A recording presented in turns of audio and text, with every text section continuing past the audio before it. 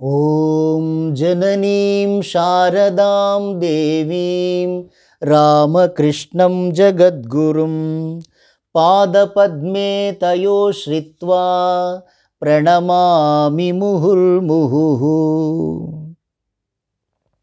ఓం శ్రీ శారదాదేవ్యై నమః. శ్రీ శ్రీ శారదామాత అమృత వాక్కులు, దివ్య ఉపదేశములు. శ్రీ శారదామాత తమ భక్తులకు, శిష్యులకు ఇలా ఉపదేశించేవారు. నాయన, ఒక్క విషయం చెబుతాను. నీకు మనశ్శాంతి కావాలంటే ఇతరుల తప్పులు ఎంచవద్దు. నీ తప్పులు నీవే తెలుసుకొని వాటిని సరిదిద్దుకో. సమస్త ప్రపంచాన్ని నీదిగా చేసుకోవడానికి ప్రయత్నించు. నీకు ఎవ్వరూ పరాయి వారు కారు నాయన, అందరూ నీవారే. నాయన, తృప్తితో సమానమైన సంపద గాని, సహనముతో సమానమైన సద్గుణము గాని లేవు. తృప్తితో సమానమైన సంపద గాని, సహనముతో సమానమైన సద్గుణము గాని లేవు. చూడు నాయన, కష్టాలు వస్తాయి, కానీ కష్టాలు కలకాలము కాపురం ఉండవు. కష్టాలు ఎప్పుడూ వస్తూనే ఉంటాయి, కానీ భగవంతుని కృప వలన వంతెన క్రింది నీరులా అవి దొరలిపోతాయి. దిగులు చెందకు, భయపడకు. మానవ జన్మ దుఃఖభూయిష్టం. భగవన్నామాన్ని ఉచ్చరిస్తూ దుఃఖాన్ని ఓర్మితో, సహనంతో భరించాలి. మానవ శరీరాన్ని, మనస్సును ధరించిన వారెవ్వరూ, అది భగవంతుడైనా సరే, కష్టాల నుండి తప్పించుకోలేరు.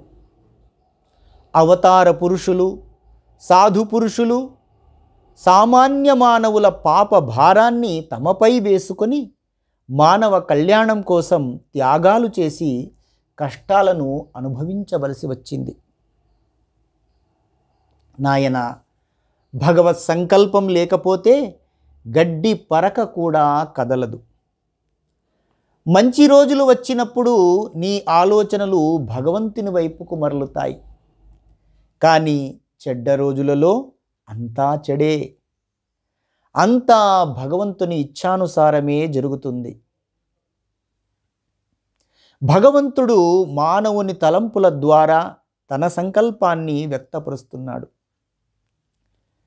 నరేంద్రుడికి, స్వామి వివేకానందుడు ఎంత శక్తి ఉంది! భగవంతుడు అతని ద్వారా పని చేయడము చేతనే చేయాలనుకున్న పనిని సాధించగలిగాడు. అతడు ఏమి చేయాలో భగవంతునికి బాగా తెలుసు. మానవుడు సంపూర్ణంగా భగవంతుని పాద పద్మాలను శరణు వేడితే భగవంతుడే అతడికి సర్వము సమకూరుస్తాడు. మానవునికి తాను చేసిన కర్మలను అనుసరించి కార్యకారణ సంబంధం ప్రకారము ఫలితము చేకూరుతుంది. కాబట్టే అతడు అన్నింటినీ భరించి తీరాలి. పురాకృత కర్మానుభవము ప్రస్తుతం చేస్తున్న కర్మను ప్రభావితం చేస్తుంది. భగవన్నామము జపిస్తూ, భగవంతుణ్ణి స్మరిస్తూ, భగవంతుణ్ణి ప్రార్థిస్తే దుష్ట కర్మ అనుభవము నశిస్తుంది. నాయన, నీకు కష్టము కానీ, సందేహము కానీ కలిగినప్పుడు, హృదయ వికాసం కావలసి వచ్చినప్పుడు కానీ కన్నీటితో భగవంతుణ్ణి ప్రార్థించు. నీ దోషాలనన్నింటినీ తొలగించి నీ మనోవేదనను, ఆవేదనను పోగొట్టి భగవంతుడు నీకు జ్ఞానోదయాన్ని కలిగిస్తాడు. నా మాట నమ్ము. దుఃఖతప్తమైన నీ హృదయాన్ని భగవంతుని ముందు తెరువు. హృదయపూర్వకంగా విలపిస్తూ ఇలా ప్రార్థించు, హే ప్రభూ, నన్ను నీ దగ్గరకు తీసుకొని నాకు మనశ్శాంతిని ప్రసాదించు స్వామి. ఇలా చేస్తూ పోతే నీకు క్రమక్రమంగా మనశ్శాంతి కలుగుతుంది. ప్రార్థనను అలవాటు చేసుకున్నవాడు కష్టాలను అతిక్రమించి జీవితంలో సమస్యల నడుమ కూడా శాంతముగా నిశ్చలముగా ఉంటాడు. నాయనా, శ్రద్ధ అనేది అంత సులభమా? శ్రద్ధ అనేది ఆఖరు మాట. శ్రద్ధావాన్ లభతే జ్ఞానం. శ్రద్ధ కలవానికే జ్ఞానము లభిస్తుంది. భగవంతుడు మన సొంతమైన వాడు. అది అతనితో మనకు కల శాశ్వతమైన సంబంధం. ఆయన అందరికీ సొంతమైన వాడే. మన వ్యాకులత తీవ్రతపై భగవత్ సాక్షాత్కారము ఆధారపడి ఉంటుంది. భగవత్ కృప అంటే ఏమిటి? భగవత్ కృప అంటే భగవంతుణ్ణి చూడకుండానే ఆయనను మన సొంతవానిగా భావించి, ఆప్తునిగా భావించి ఆయనను ప్రార్థించడమే. నాయన, భక్తి వలన, భగవంతుని కృప వలన అసాధ్యము కూడా సుసాధ్యమవుతుంది.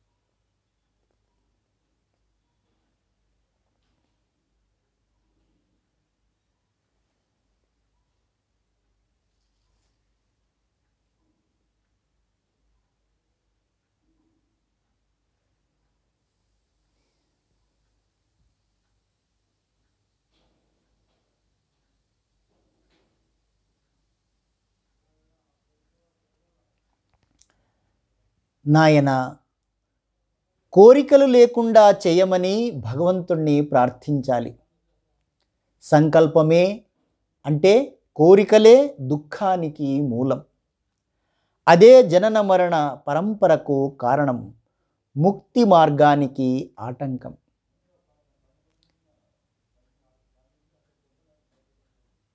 భార్య, భర్త, చివరకు ఈ శరీరము అంతా భ్రాంతియే.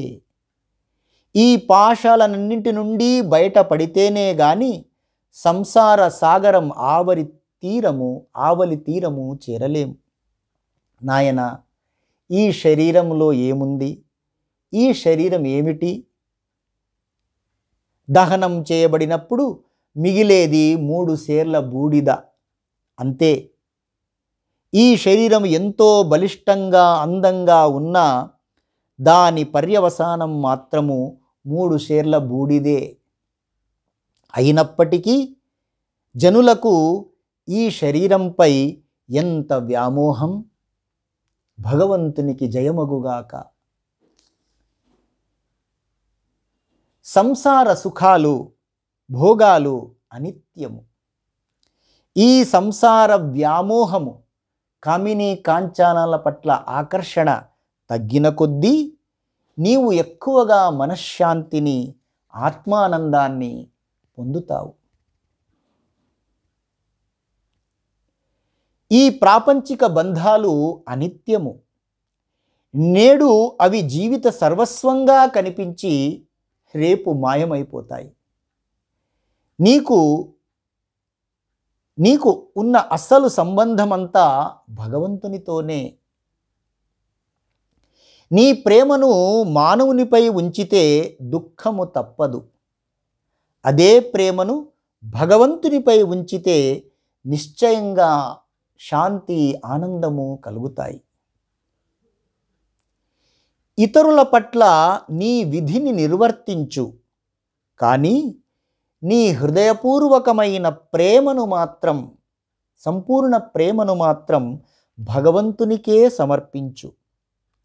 ఈ ప్రాపంచిక ప్రేమ బంధాలు పడరాని పాట్లు పెడుతుంది, అంతులేని దుఃఖాన్ని తెస్తుంది.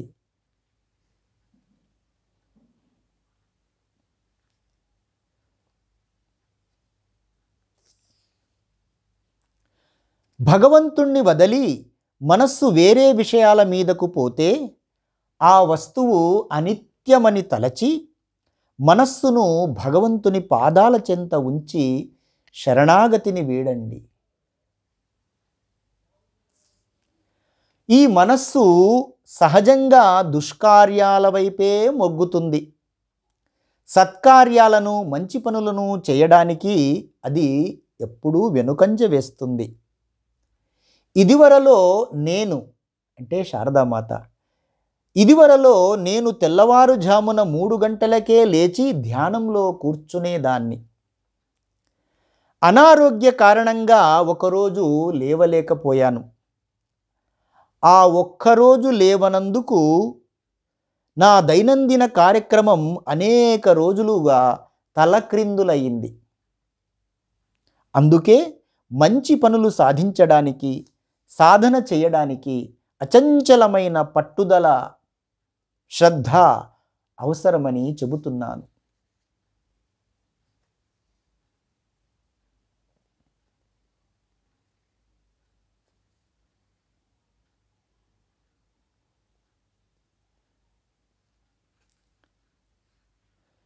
సర్వము మనస్సే, సర్వము మనస్సే. పవిత్రత, అపవిత్రత అనేవి మనస్సులోనే ఉంటాయి.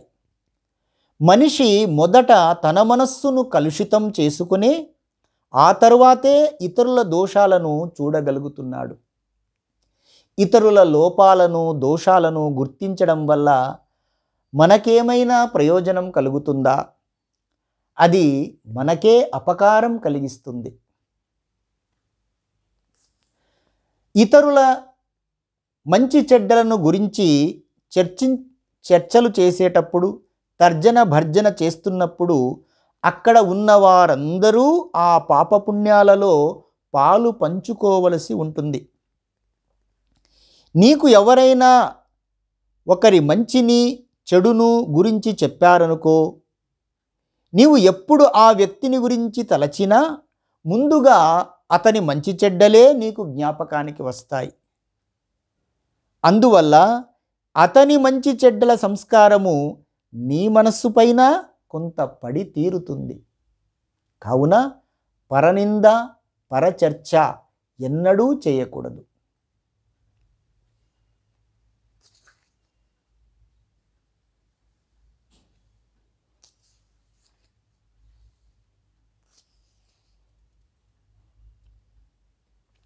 ఒక భక్తుడు చిన్న మర్రి గింజను మాతృదేవికి, శారదామాతకు చూపించి ఇలా అన్నాడు: చూడమ్మా, ఇది మనకు తెలిసిన గింజలన్నింటిలోకి చిన్నది. దీని నుండే ఒక మహావృక్షం బయటికి వస్తోంది. ఎంత ఆశ్చర్యం! దానికి మాతృదేవి, మహావృక్షం వచ్చేది నిజమే నాయనా, బీజమంత్రం కూడా ఎంత చిన్నదో చూశావా? ఆ బీజమంత్రం జపము, ధ్యానము నుండే దివ్య భావాలు, భక్తి, ప్రేమ, ఆత్మానుభూతి, భగవత్ సాక్షాత్కారము కలుగుతున్నాయి అని సమాధానం చెప్పారు.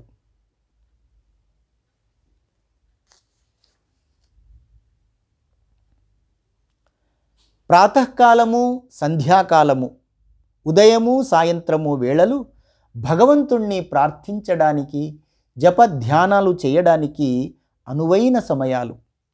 మనస్సు ఆ సమయంలో ప్రశాంతంగా ఉంటుంది.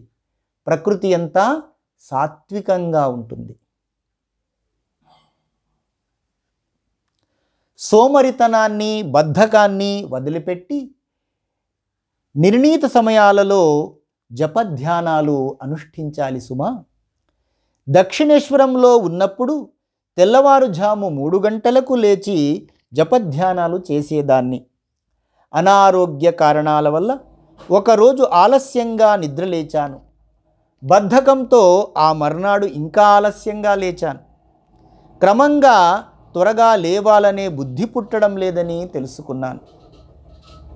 అప్పుడు నాలో నేను ఇలా అనుకున్నాను, ఆహా, చివరకు నేను కూడా సోమరితనానికి బానిసనయ్యాను కదా. తరువాత పట్టుపట్టి త్వరగా లేవడం మొదలుపెట్టి క్రమంగా మామూలు అలవాటుకు వచ్చాను. ఇటువంటి విషయాలలో తిరుగులేని సంకల్పము, నిష్ఠ పాటించాలి.